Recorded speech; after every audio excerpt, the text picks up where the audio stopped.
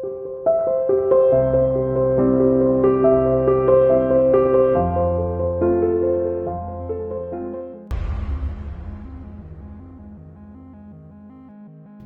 api es surgawi akan memungkinkan Hanli untuk dengan mudah memusnahkan kultivator jiwa baru lahir, dia nggak berani ceroboh. Dia memiliki beberapa teknik untuk memurnikan api iblis. Tetapi dia akhirnya memilih salah satu teknik rahasia yang terkandung dalam seni yin yang mendalam, karena dia merasa itu yang dapat diandalkan.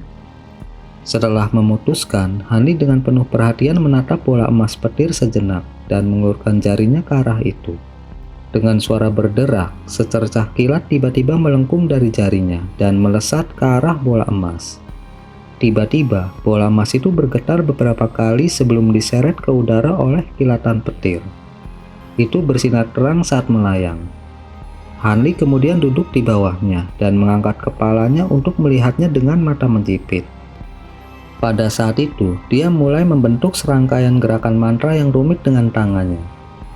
Dengan gulungan guntur, busur petir emas yang padat mulai berkedip dan membentuk jaring petir yang tak tertembus yang mengelilingi bola.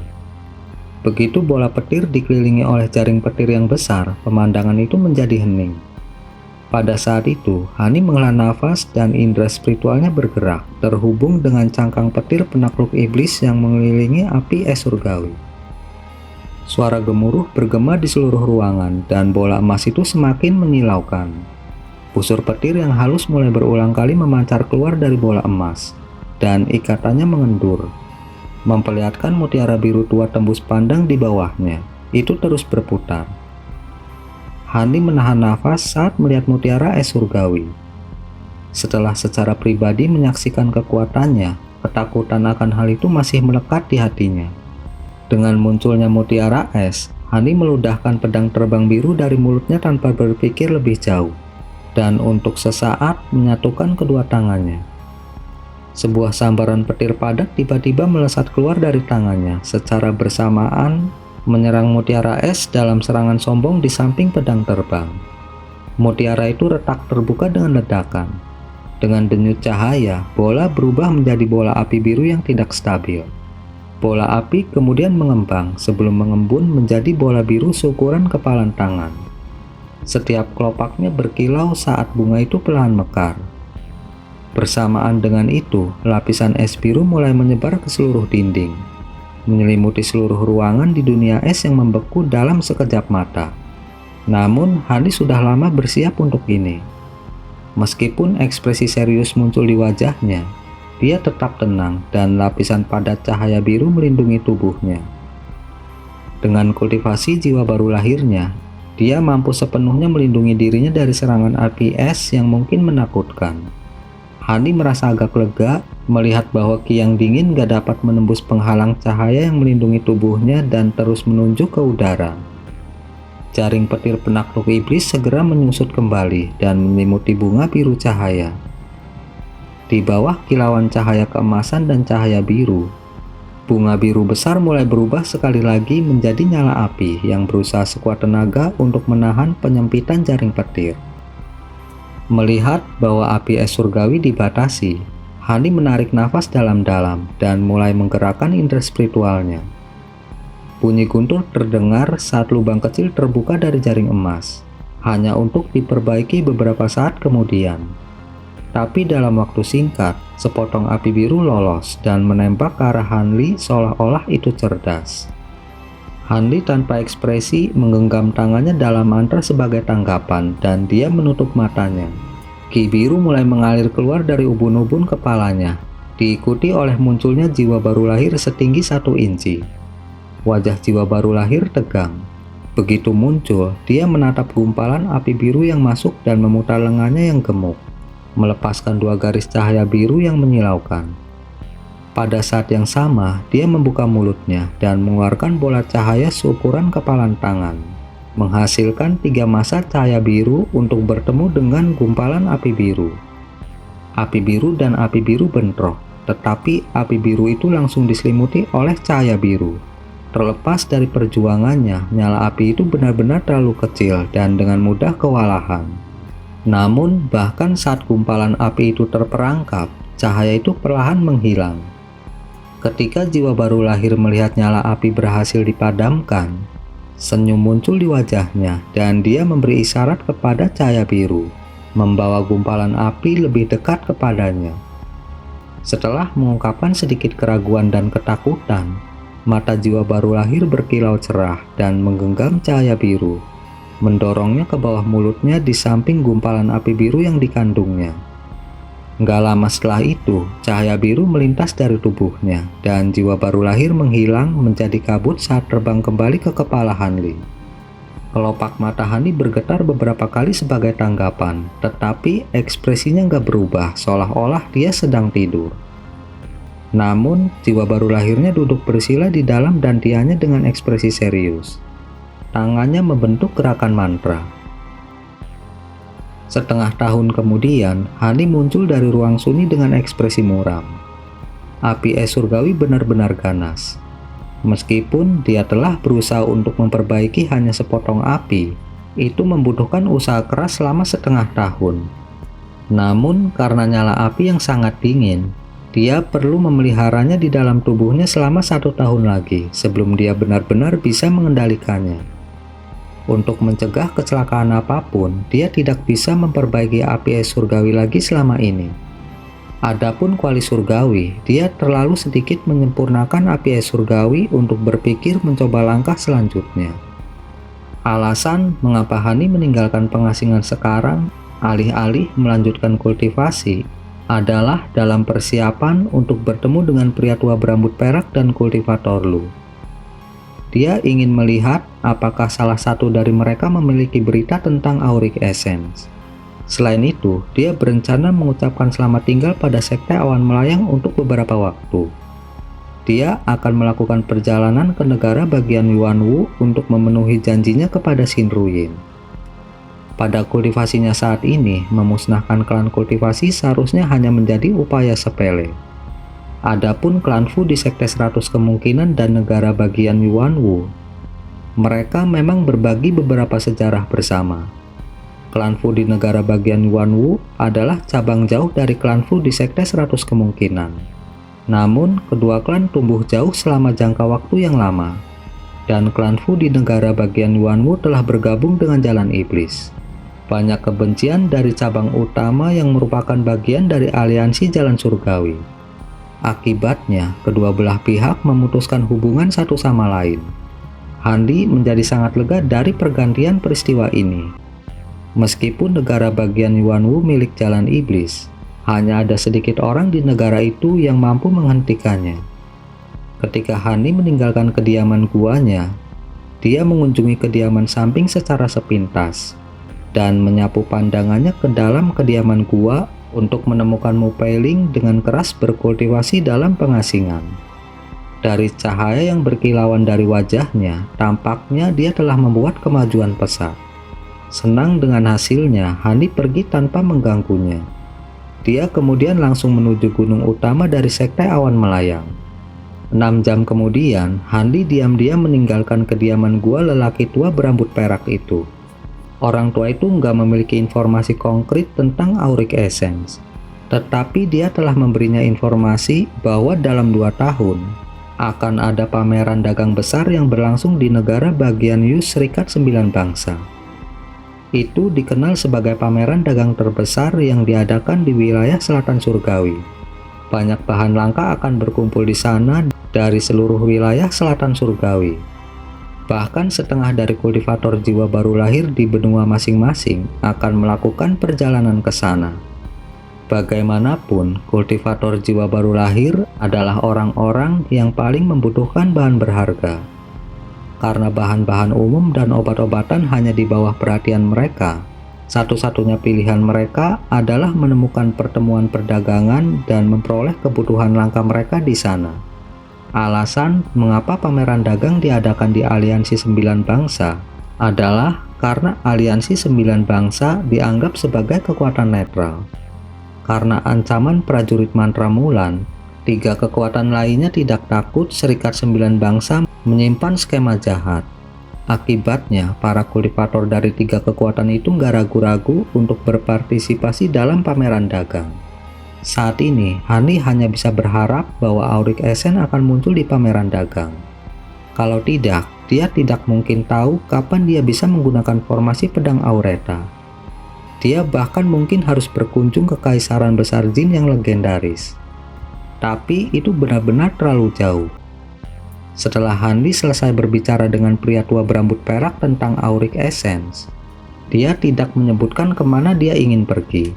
Dia hanya menyebutkan bahwa dia berencana bepergian untuk beberapa waktu karena dia baru saja membentuk jiwa baru lahirnya. Ketika lelaki tua berambut perak itu mendengarnya, dia tidak ragu sedikit pun. Dia hanya menyebutkan afiliasi masing-masing negara dan nama-nama beberapa kultivator jiwa baru lahir yang harus dia perhatikan dan jangan pernah menyinggungnya. Pada saat itu, Hani mendengar nama Eccentric Heaven Fan sekali lagi. Hani cukup penasaran dengan kultivator ini dan membuat catatan tentang dia. Dia kemudian mengucapkan terima kasih kepada orang tua itu dan pergi. Pada pagi hari berikutnya, Hani membawa barang-barang terpenting di kediaman guanya dan menyegel kediaman guanya menggunakan batasan. Dia kemudian berangkat dari pegunungan awan mimpi, terbang ke arah negara bagian Yuanwu. Klan Fu di negara bagian Yuanwu pernah terkenal sebagai salah satu dari 3 sekte besar di negara tersebut. Ketika Jalan Iblis menyerbu lebih dari 100 tahun yang lalu, klan ini nggak menolak invasi mereka sedikit pun dan bahkan memberikan bantuan kepada 6 sekte Jalan Iblis. Akibatnya, klan Fu nggak mengalami kerusakan sedikit pun dari invasi. Sebaliknya, mereka diberi kesempatan untuk berkembang. Setelah mengalahkan klan lain di negara itu, mereka menjadi klan nomor 1 di negara bagian Yuanwu. Karena klan Fu telah sering menempatkan banyak murid mereka ke dalam sekte api iblis, bahkan memberikan wanita berbakat klan mereka ke eselon atas sekte api iblis sebagai selir. Mereka dianggap sepenuhnya tunduk pada sekte tersebut. Akibatnya, klan Fu mendapat dukungan dari sekte api iblis, kekuatan yang mendominasi negara bagian Yuanwu dan berkembang pesat dalam 100 tahun terakhir. Benteng utama klan Fu terletak jauh di dalam pegunungan di barat Yuanwu. Pegunungan itu dikenal sebagai Pegunungan Jalan Ungu, karena kabut ungu menyegelnya sepanjang tahun. Manusia nggak pernah terlihat lagi begitu mereka melangkah jauh ke dalam kabut, dan jika mereka tinggal terlalu lama di dalamnya, tenggorokan mereka akan membengkak dan mata mereka akan perih. Dengan kontak yang lama, mereka bahkan akan mati karena racun. Meskipun penduduk setempat mengetahui bahaya kabut ini dan akan menghindarinya, akan selalu ada orang luar yang bodoh yang masuk hanya untuk binasa. Klan Fu sadar akan manusia yang sekarat karena kabut, tetapi mereka hampir nggak mengedipkan mata. Jika manusia mati, maka jadilah itu. Klan Fu telah merencanakan dengan sangat keras untuk membuat formasi awan racun ungu, mengharuskan mereka untuk mengundang beberapa master formasi untuk secara bersamaan mengerjakannya. Selain itu, manusia itu dapat dianggap beruntung telah mati oleh formasi ini. Dalam beberapa hari terakhir, awan ungu di Gunung Jalan Ungu tetap diam seperti biasa. Tetapi keributan muncul dari dalam. Kadang-kadang, para kultivator akan muncul di luar kabut dan meneriakkan sesuatu. Setelah itu, mereka akan menunjukkan undangan merah berkilau sebelum menghilang ke dalam kabut. Pemukiman fana terdekat ke Gunung Jalan Ungu adalah sebuah kota kecil bernama Taihe. Kota ini hanya membentang 5 km dan penduduknya nggak melebihi 10.000. Namun, kota itu memiliki semua fasilitas yang diharapkan dari kota seperti penginapan dan restoran. Aher adalah seorang pelayan di salah satu dari 2 penginapan di kota Taihe. Meskipun dia baru berusia 19 tahun, dia telah menjadi pelayan selama 4 tahun. Dengan tubuhnya yang kurus, dia berdiri di sisi pintu penginapan dan dengan putus asa memanggil mereka yang lewat. Ini bukan karena Aher sedang malas, tapi karena cuaca sedang terik. Setelah berteriak dalam cuaca panas sepanjang pagi, dia nggak lagi memiliki kekuatan. Bahkan Liu, pemilik penginapan kecil yang licik itu, nggak bisa mengatakan apa-apa untuk menanggapi sikapnya yang sedih. Meskipun dia memasang ekspresi tidak puas, dia hanya bisa mengomel dalam keluhannya dan dengan muram menangani sempoanya menghitung buku besar yang padat di atas meja. Aher melirik hamparan awan putih di langit dan dalam hati mengutuk dengan sepenuh hati. Kemudian setelah menundukkan kepalanya, dia bergumam kepada orang-orang yang lewat dengan cara yang bahkan dia tidak bisa mendengar dan menjadi lebih sedih. Saat dia berpikir, apakah dia bisa mengambil keuntungan dari ketidakpedulian pemilik penginapan Liu untuk pergi ke dapur untuk minum air dingin untuk melepaskan diri dari panas? Langit tiba-tiba redup dan dia merasa kedinginan. Aher terkejut dan dia tidak bisa menahan diri untuk tidak mengangkat kepalanya ke langit. Tetapi yang sangat mengejutkannya, dia menemukan bahwa 3 eksentrik tanpa dia ketahui telah muncul di hadapannya. Salah satu pria mengenakan jubah rami dan topi tinggi. Dia pendek dan menyerupai bola besar. Yang lainnya adalah seorang pria botak dengan mata yang tajam. Yang terakhir dari mereka adalah seorang pria dengan rambut panjang menutupi wajahnya. Wajahnya memiliki udara yang menyeramkan dan matanya sedingin es. Setelah menghabiskan bertahun-tahun sebagai pelayan, Aher tahu bagaimana harus bertindak. Dia segera tersenyum dan berkata, "Apakah Anda tamu ingin menginap di penginapan ini?" Dari pengalamannya selama bertahun-tahun, kelompok ini pasti akan menjadi pelanggan yang murah hati meskipun penampilan mereka jahat. Pria pendek dan gemuk itu melotot dengan mata kecilnya dan dengan santai mengeluarkan sepotong besar perak. Dia memasukkannya ke dada pelayan dan dengan tidak sabar berkata, "Untuk apa lagi kami datang ke penginapan jika bukan untuk menginap? Siapkan kamar di lantai 2 untuk kami dan juga meja makanan dan anggur kelas atas untuk kami."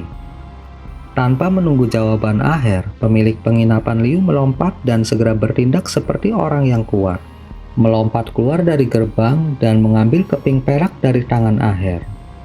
Dengan ekspresi yang menyenangkan, dia berkata, Iya, silakan masuk Pak.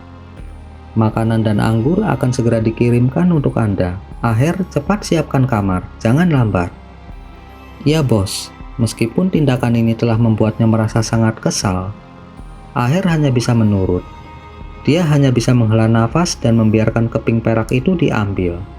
Jika bukan karena fakta bahwa dia hanya memiliki keterampilan untuk menjadi seorang pelayan dan hanya ada 2 penginapan di kota, dia nggak mungkin bertahan kerja di penginapan itu. Setelah dengan marah mengutuk pemilik penginapan Liu di dalam hatinya, Aher membawa ketiganya masing-masing ke sebuah kamar di lantai 2. Hah? Tepat ketika Aher pergi dari sisi mereka, panas yang menyengat tiba-tiba kembali. Perubahan mendadak ini menyebabkan dia merasakan gelombang keraguan saat dia menggaruk bagian belakang kepalanya. Setelah memiringkan kepalanya, dia turun dengan kebingungan. Sebuah meja makanan dengan cepat disiapkan dan dibawa oleh Aher dan beberapa pelayan lainnya. Para kultivator sedang menunggu di meja dalam keheningan total. Aher bingung melihat mereka. Kultivator dengan rambut terbungkus dengan dingin melirik ke arahnya, seolah-olah dia telah memperhatikan sesuatu. Aher langsung merasa seolah-olah dia berada di dalam es. Dengan hati yang terguncang, dia menundukkan kepalanya dan meninggalkan ruangan dengan panik. Dia langsung kembali ke pintu penginapan dengan hati gelisah. Pada saat itu, ketiga orang di ruangan itu akhirnya mulai berbicara. Merasakan bahwa nggak ada seorang pun di luar ruangan, pria pendek dan kekar itu tertawa kecil dan berbicara kepada pria dengan rambut tersampir. "Paman Han, mengapa Anda mengejutkan manusia? Apakah Anda merasa dia tidak enak dipandang?" Pria berambut terbungkus itu dengan datar berkata, "Itu bukan apa-apa. Hanya saja pelayan itu memiliki akar spiritual. Namun bakatnya buruk. Dia hanya akan bisa mencapai lapisan keempat tahap pemurnian Qi." Jejak keheranan muncul dalam ekspresi pria gemuk itu. Akar spiritual itu mengejutkan. Namun, tampaknya saudara Han sebenarnya dapat melihat menembus akar spiritual tanpa kontak fisik apapun. Tampaknya saudara Han adalah individu yang cukup terampil. Kultivator berambut terbungkus itu melirik ke arah kultivator gemuk dan perlahan berkata, "Kultivasi saya tidak lebih tinggi dari kalian berdua rekan Taois. Saya hanya mengolah teknik rahasia terkait. Kultivator gemuk menghela nafas dan tertawa getir. Saudara Han terlalu sederhana. Namun, pelayan itu dapat dikatakan tidak memiliki prospek di dunia kultivasi. Bahkan jika dia entah bagaimana berhasil mencapai tahap pembangunan fondasi seperti kita, jika dia nggak mendapat dukungan dari sekte, dia hanya akan menjadi serigala liar, target penghinaan bagi para kultivator dengan tingkat yang sama. Kami sendiri datang ke Gunung Jalan Ungu untuk mengucapkan selamat ulang tahun kepada leluhur klan Fu, untuk melihat apakah kami memiliki kesempatan untuk bergabung dengan sekte tersebut. Jika kami bisa menarik perhatian sekte Jalan Iblis atau leluhur klan, kami akan cukup beruntung.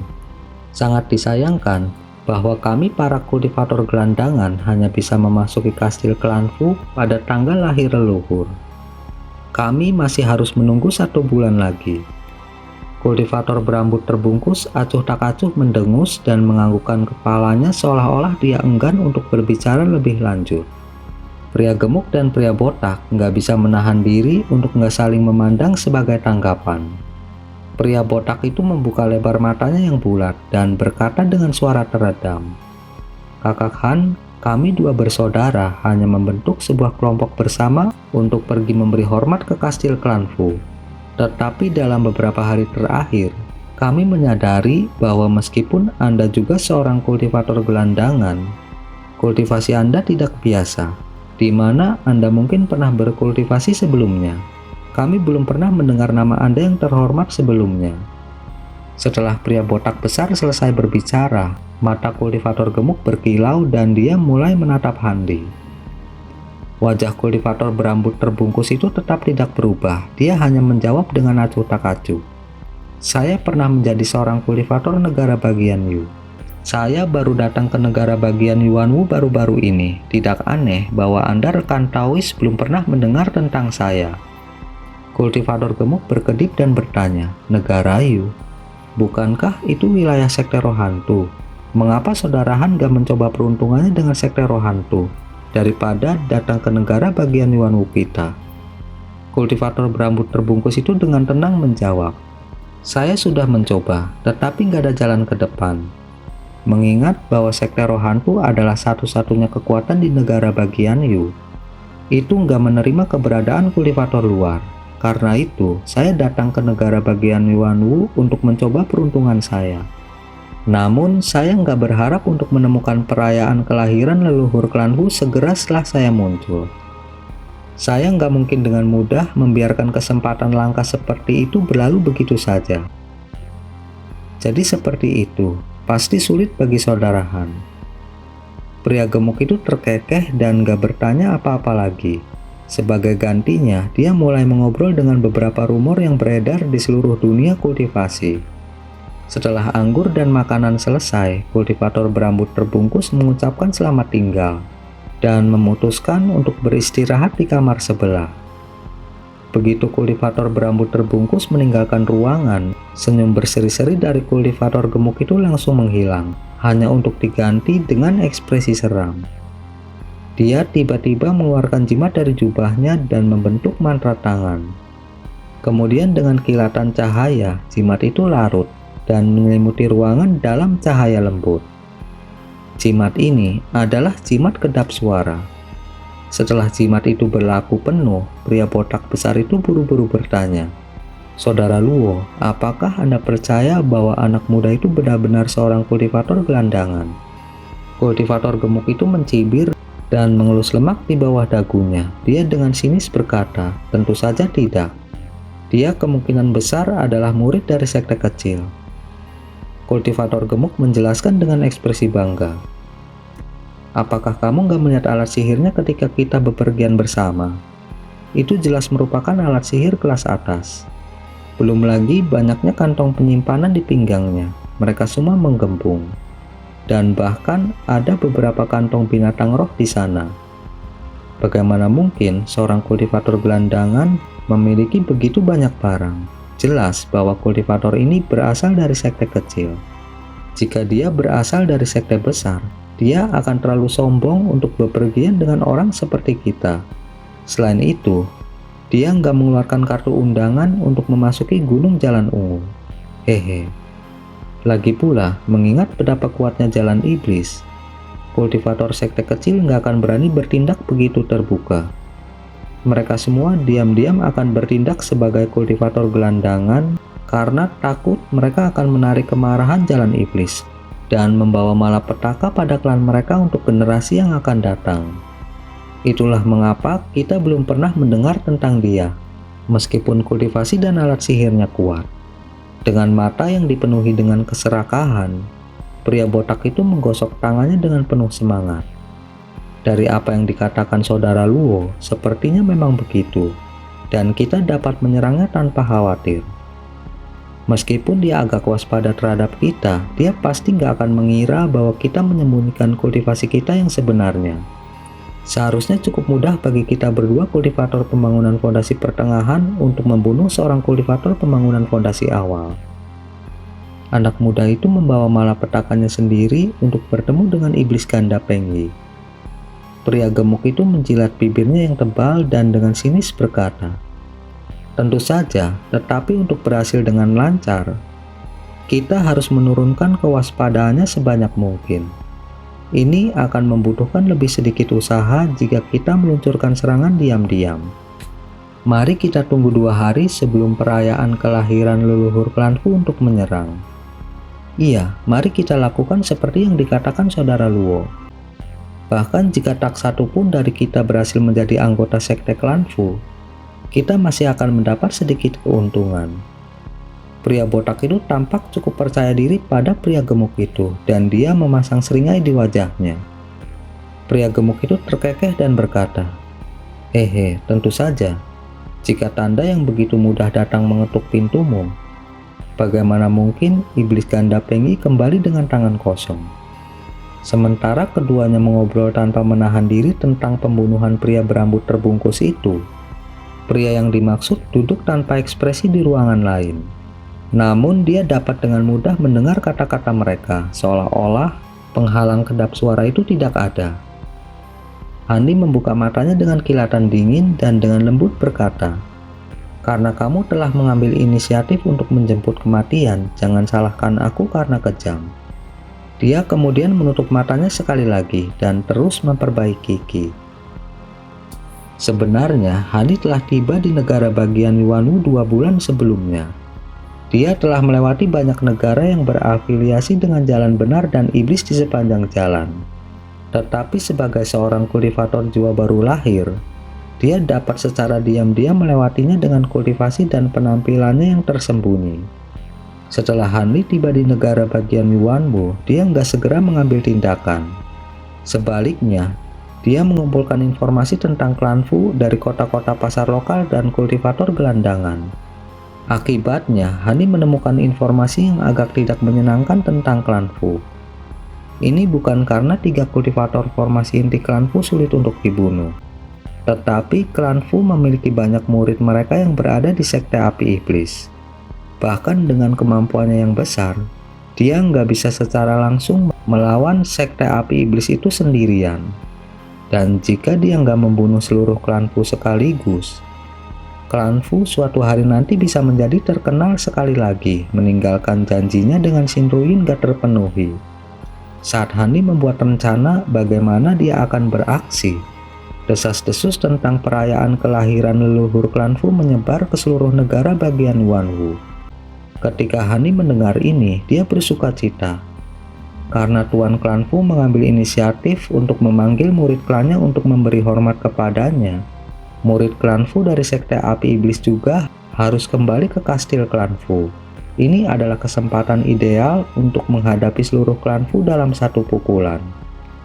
Namun, mengingat kekuatan klan Fu saat ini, nggak ada yang bisa berpartisipasi dalam perayaan itu. Seseorang harus menjadi seorang kultivator dari klan atau menjadi anggota jalan iblis. Adapun kultivator gelandangan, mereka harus berada di tahap pembangunan fondasi untuk memasuki kastil. Setelah Hani memperoleh detail yang lebih baik, dia dengan sabar menunggu 1 bulan berlalu. Adapun iblis ganda Pengyi, mereka segera mengobrol dengannya di sepanjang jalan ketika mereka melihat bahwa Hani memiliki alat sihir yang tidak biasa. Ketika mereka mendengar bahwa Hanli juga menuju ke kastil klan Fu, mereka dengan senang hati mengajukan undangan untuk bepergian bersama. Hanli dapat melihat dua rencana jahat yang tersembunyi pada pandangan pertama, tetapi dia nggak perlu takut pada keduanya mengingat kultivasinya saat ini. Sebaliknya, dia dengan santai setuju untuk bepergian dengan mereka, dengan rencana menggunakan identitas mereka untuk memungkinkan dia memasuki klan Fu tanpa kecurigaan. Tetapi dia nggak menyangka bahwa hanya kultivator dengan undangan yang diizinkan masuk ke dalam pegunungan Jalan Ungu. Sedangkan para kultivator gelandangan hanya bisa memasuki kastil pada hari perayaan. Ini mengejutkan Hanli, tapi itu nggak masalah. Bagaimanapun, hari itu seharusnya adalah saat semua murid dan anggota klan Fu berkumpul bersama. Jika dia bertindak lebih awal, dia akan menakuti beberapa orang. Sampai saat ini, dia tinggal di sebuah penginapan dan belum merencanakan bagaimana dia harus berurusan dengan iblis ganda Peng Yi. Karena keduanya nggak mampu untuk tetap sabar, Hanli nggak akan berbelas kasih.